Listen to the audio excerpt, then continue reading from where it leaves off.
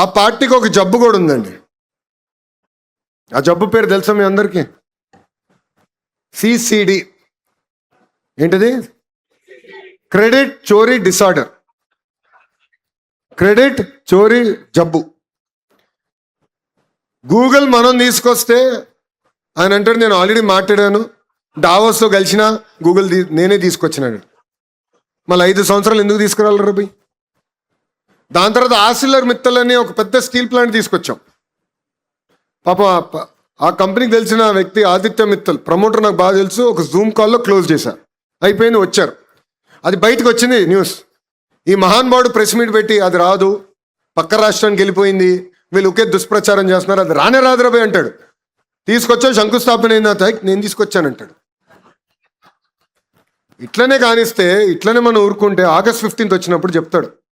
ఏం చెప్తాడంటే, మా తాత పోరాడాడు రాబోయ్ స్వాతంత్రానికి, గాంధీ తాత కన్నా మా తాత గొప్పవాడు, మా తాత వల్లే స్వాతంత్రం వచ్చిందని చెప్తాడు. ఇది క్రెడిట్ చోరీ డిసార్డర్ అంటే. ఇప్పుడు భోగాపురం పైన కూడా బయలుదేరాడు. 5 సంవత్సరాలు ఏం పనులు చేయాలా, పట్టించుకోవాలా, కనీసం ఒక్కసారి వెళ్ళి చూడలా.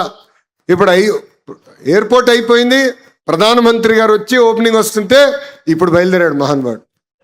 అందుకే ఆ జబ్బు ఉంది పాపం. లండన్ మందులు సరిగ్గా పనిచేయట్లేదు ఈ మధ్యన.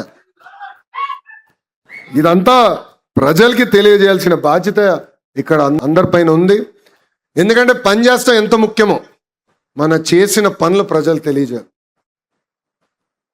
మన అనేక సంస్కరణలు తీసుకొస్తున్నాం, అది మనం తెలుసుకోవాలి, ప్రజల దగ్గరికి వెళ్ళాలి, ప్రజల్లో చైతన్యం తీసుకొచ్చే బాధ్యత మనందరం తీసుకోవాలి. నైనా ఇక్కడ ఆగండి పోలీస్ సోదరులా, నైనా ఎందుకు వదిలేయండి, ఎందుకు కంగారు పడతారు? మీరు కూల్గా ఉండండి, ఎందుకంత పడతారు?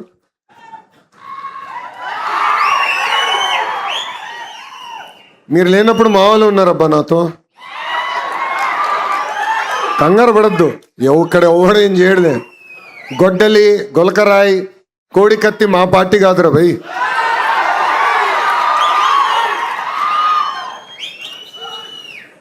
ఇక్కడున్న కార్యకర్తలందరికీ ఒక పిలిపిస్తున్నా. ఇప్పుడు డోర్ టు డోర్ కార్యక్రమాన్ని మనం చేపట్టాలన్నాం. మెటీరియల్ అంతా మీకు అందజేశాం. మీరు మీ బూత్లో నాయకత్వం వహించండి.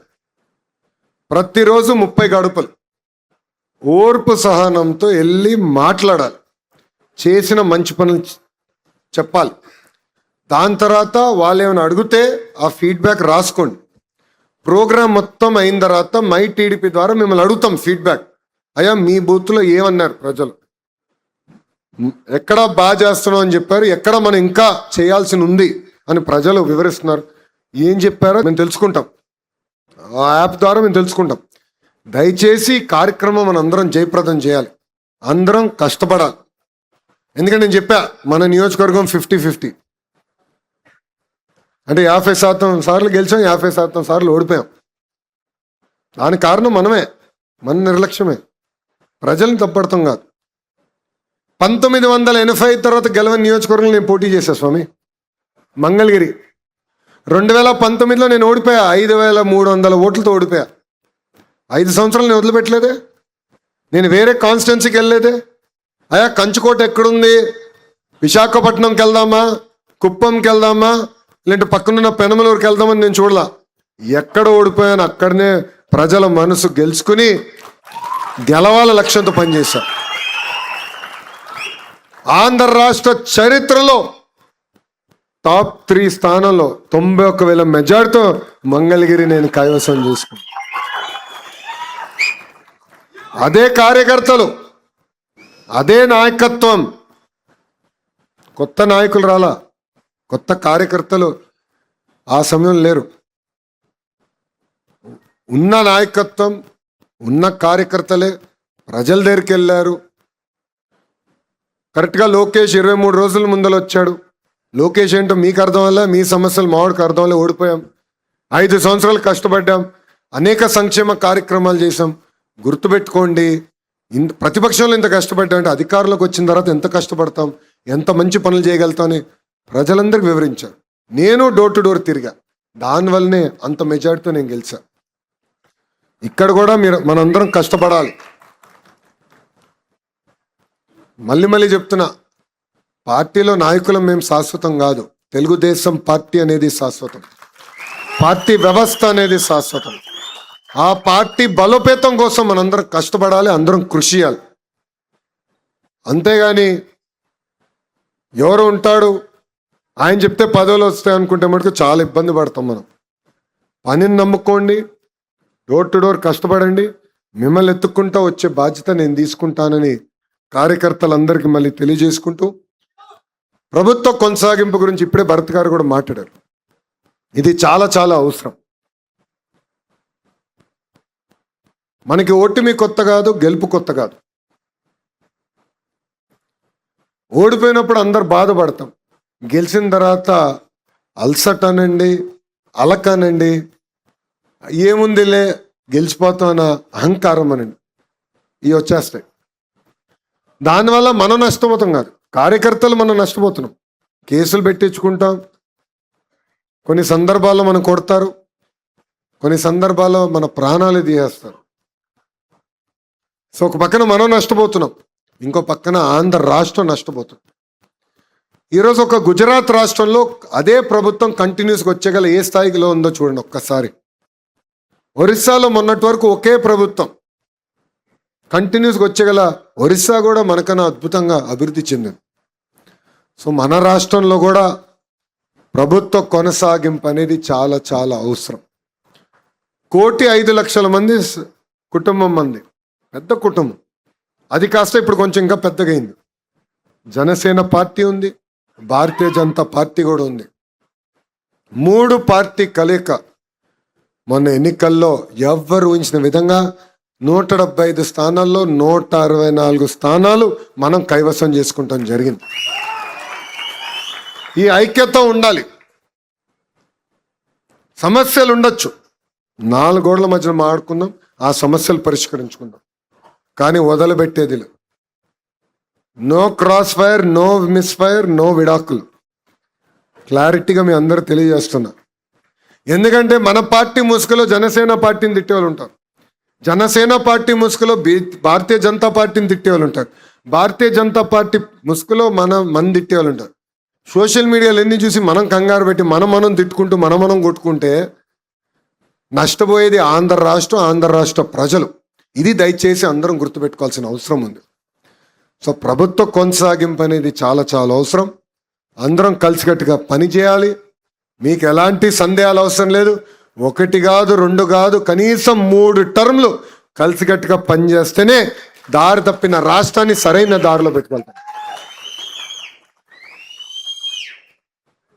కోరిన అన్ని కోరికల పద్ధతి ప్రకారం కేంద్రంలో మన ప్రధానమంత్రి నరేంద్ర మోడీ గారు, రాష్ట్రంలో మన ముఖ్యమంత్రి చంద్రబాబు నాయుడు గారు కలిసికట్టుగా తీర్చుతున్నారు.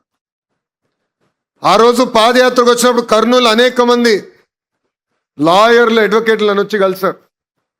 ఆనాడు చెప్పారు, హైకోర్టు ఇక్కడ ఉండాలి, ఇక్కడికి తీసుకొస్తే బాగుంటుందంటే వాళ్ళు ఒకటే చెప్పారు, చేయలేని హామీలు నేను ఇవ్వను.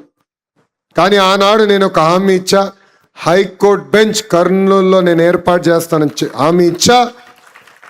రాబోయే 90 రోజుల్లో హైకోర్టు బెంచ్ కర్నూలుకి తీసుకొచ్చే బాధ్యత మన ప్రభుత్వాన్ని.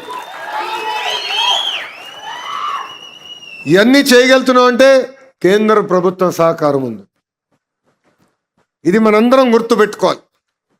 డబుల్ ఇంజిన్ సర్కార్ వేరే రాష్ట్రాలు ఉన్నాయి, కానీ మన రాష్ట్రంలో డబుల్ ఇంజిన్ బుల్లెట్ ట్రైన్ సర్కార్ ఉంది. ఎందుకంటే బాబు గారి స్పీడ్ మీకు తెలుసు, తగ్గేదే లేదు. అదే స్పీడ్లో ఇప్పుడు ప్రధానమంత్రి నరేంద్ర మోడీ గారు కూడా చూస్తున్నారు. ఇద్దరు కలిసికట్టుగా రాష్ట్రాన్ని అభివృద్ధి చేయాలన్న లక్ష్యంతో పనిచేస్తున్నారు. అందుకే ప్రభుత్వం కొనసాగింపు అనేది చాలా చాలా అవసరం. అందరం కలిసికట్టుగా పనిచేయాలని ఈ సభాముఖం మిమ్మల్ని అందరినీ కోరుకుంటున్నాను. అంతేకాకుండా ఇప్పుడే మన ఇన్ఛార్జ్ మీనాక్షి నాయుడు గారు 3 విషయాలు, ఆయన చాలా కోరికలు కోరాడు రా భయ్. గురువు గారు ఎట్టుకో లిఖిత రూపంలో ఏమేమి చేస్తే బాగుంటుంది, మున్సిపాలిటీ ఏం చేస్తే బాగుంటుందని ఇస్తా అన్నారు. నా శాఖకు సంబంధించిన 3 అంశాలు, అంటే ఒకటి అది మన ఫరూక్ గారి శాఖ, అది గురుగారితో మాడతాం. మైనారిటీ రెసిడెన్షియల్ స్కూల్ ఒకటి, అదేవిధంగా ఐటీఐ ఇమీడియట్గా ప్రారంభిస్తే బాగుంటుందని పెద్దలు కోరారు. అది తప్పనిసరిగా చేపించే బాధ్యత నేను తీసుకుంటాను. 90 రోజుల్లో ప్రారంభించే బాధ్యత నాది అని మీనాక్షి నాయుడు గారికి నేను హామీ ఇస్తున్నా. ఉర్దూ జూనియర్ కళాశాల గురించి కూడా పెద్దలు కోరారు. ఇప్పుడు రిక్రూట్మెంట్ చేస్తున్నాం. ప్రత్యేకంగా ఉర్దూ టీచర్స్ కూడా రిక్రూట్మెంట్ ఇప్పుడు ఈ డిఎస్సి 4వ విడత డిఎస్సిలో చేస్తున్నాం. అది కూడా త్వరలో ప్రారంభించే బాధ్యత నేను తీసుకుంటానని గౌరవ ఇన్ఛార్జ్ గారికి తెలియజేసుకుంటున్నాను. అంతేకాకుండా ఆధునిక పరిశ్రమలు తీసుకురావాలని పెద్దలు నాతో కోరారు. కారులో కూడా మాట్లాడుకున్నాం. కంప్రెస్డ్ బయోగ్యాస్ కానివ్వండి, లేదంటే వేరే రకంగా పరిశ్రమలు ఏవైతే మన ప్రాంతానికి వస్తాయో అది టీజీ భరత్ గారికి నేను కోరుతున్నా. ఈ సభా వేదికగా బాధ్యత మీది. అన్ని నేనే చేయాలి, అన్ని నేనే మోయాలంటే అవుదు. ఇండస్ట్రీ మార్చులు ఆయనదే బాధ్యత. మీ ముట్టు పెద్ద చేయకపోతే ఆయన నిలదీయండి. ఆధునిక పరిశ్రమ తీసుకురాకపోతే ఆయనే నిలదీయండి. ఎందుకు చెప్తున్నానంటే ఇది మేమందరం ఎప్పుడు క్యాబినెట్ మీటింగ్లో పరిశ్రమలు వచ్చినప్పుడు నవ్వుకుంటాం. ఎందుకంటే ఒక టీమేమో వైజాగ్, ఒక టీమేమో అమరావతి, ఇంకో టీమేమో రాయలసీమ అని అందరూ నవ్వుకుంటాం. ఈరోజు ఎక్కడ పంపించాలి, ఏ పరిశ్రమ ఎక్కడికి వెళ్తే బాగుంటుందని చర్చిస్తాం. రాయలసీమకి పరిశ్రమలు వచ్చినాయి, గతంలో కూడా వచ్చినాయి. ఒక కియా వచ్చింది, అదేవిధంగా హీరో మోటార్స్, ఇట్లా అనేక పరిశ్రమలు వచ్చినాయి. కానీ కర్నూలుకి తీసుకురావాలి, ఒక కంకణం కట్టుకుని ఒక బాధ్యతగా చేశారు. అది మన ఇండస్ట్రీస్ మార్చులు. ఆయన వల్లనే ఈ పరిశ్రమలు కర్నూలుకి వచ్చింది. ఇప్పుడు ఆయన పైన బాధ్యత ఉందబ్బా. ఓర్పు సహనంతో పనిచేద్దాం, ఆడుతూ పాడుతూ పనిచేద్దాం. తిరిగి మళ్ళీ కూటమిని గెలిపించుకుందాం. మళ్ళీ ఆంధ్ర రాష్ట్రానికి ముఖ్యమంత్రిగా చంద్రబాబు నాయుడు గారిని చేసే వరకు మనం ఎవ్వరం పడుకునేదాకలా. అయ్యా ఇప్పటివరకు మీరు బాబు గారిని చూశారు, ఇప్పుడు నేను వర్కింగ్ ప్రెసిడెంట్ అయ్యా. బాబు గారు కఠినంగా ఉంటారనుకుంటే చాలా పొరపాటు పడుతున్నారు. నేను మిమ్మల్ని ఎవరిని వదిలిపెట్టాను. నేను పడుకోను, మిమ్మల్ని పడుకోని అందరినీ పరిగెత్తిస్తా. ఎవరైతే పని చేస్తారో వాళ్ళని ప్రోత్సహిస్తా. ఎవరైతే పని చేయరో, పదవి తీసుకుని ఇంట్లో పడుకుంటారో, ఒక్కసారి చెప్తా, రెండోసారి చెప్తా, మూడోసారి దండం పెట్టి మార్చేస్తా. నాకు ఎలాంటి మొహమాటాలు ఉండవు. మొహమాటం బాబు గారి డిపార్ట్మెంట్ అబ్బా, నాది కాదు. మనసులో ఉంది నిర్మమాటంగా చెప్తా. వేదిక మీద ఉన్న పెద్దలు అందరికీ కూడా బాగా తెలుసు ఆ విషయం. మనసులో ఉంది నేను చెప్పేస్తా. నచ్చినా నచ్చకపోయినా నేను చెప్తాను భయ్. ఎందుకంటే పని చేయాలి, కష్టపడాలి. అధికారంలో ఉన్నప్పుడు ప్రతిపక్షంలో ఉన్నట్టే పని చేయాలి. ఆ కసి ఉండాలి. అప్పుడే మనం అనుకుంది సాధించగలుగుతాం. సో కలిసికట్టుగా పనిచేద్దాం, తిరిగి పసుపు జెండా ఎగిరేద్దాం. ఎట్టి పరిస్థితుల్లో నిర్లక్ష్యం వద్దు. అహర్నిశలు కష్టపడి పార్టీని బలోపేతం చేసుకుందాం అని సభాముఖం కార్యకర్తలందరికీ నేను కోరుకుంటూ, నాకు ఇంత అద్భుతమైన అవకాశం ఇచ్చిన మీ అందరికీ పేరు పేరున నా హృదయపూర్వక ధన్యవాదాలు తెలుపుకుంటూ మీ అందరి దగ్గర నుంచి సెలవు తీసుకుంటున్నాను. జోహార్ అన్న ఎన్టీఆర్, జోహార్ అన్న ఎన్టీఆర్. చంద్రబాబు నాయుడు గారి నాయకత్వం, చంద్రబాబు నాయుడు గారి నాయకత్వం. జై హింద్, జై హింద్.